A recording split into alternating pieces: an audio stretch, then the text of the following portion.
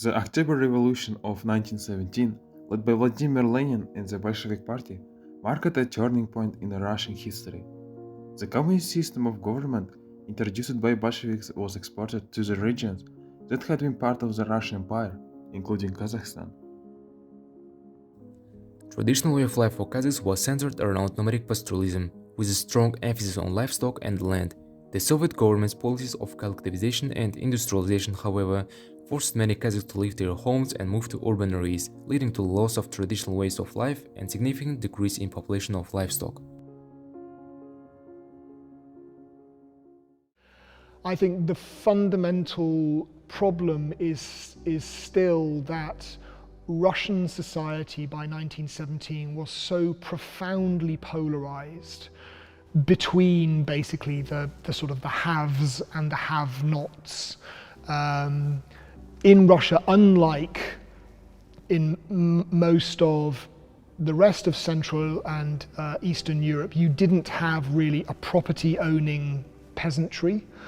So you have tens of millions of peasants who don't own land, who are not really very invested in the existing social order, and who are, whatever their feelings about individuals, they might think they're individual, sort of the individual, member of the nobility who lives near them is quite a nice guy, and the local merchant's not a bad guy. But there's a lot of deep-seated antagonism which has sort of developed over centuries.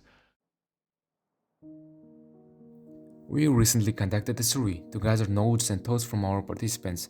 A total of 450 people participated in the survey, providing valuable information. So through the survey, we learned a few facts from the people on the question asked. As we can see here, majority of the surveyors know of the October Revolution that took place in Russia in 1917. But they don't know the reason why the October Revolution is celebrated on 7th of November and not on the October 25th. According to statistics, 35% of people think that the February Revolution proceeded, and the next 35% of people believed that it was a year of great troubles, but others think that there was a civil war.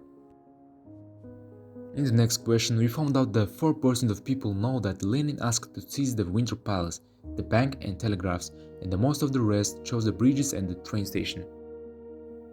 So the last question was about the further fate of provincial state after revolution, and 70% of the respondents answered correctly. They were arrested, but over than a half of the people believed that they were shot on the spot. In addition to the economic and social changes, the Soviet government also implemented policies aimed at assimilating Kazakhs into the Soviet culture, including the promotion of the Russian language and the suppression of Kazakh culture and traditions. This led to a loss of identity and cultural heritage for many Kazakhs. The government also repressed any form of dissent or resistance to Soviet rule. Many Kazakhs were persecuted, arrested, and sent to the gulags for opposing Soviet policies.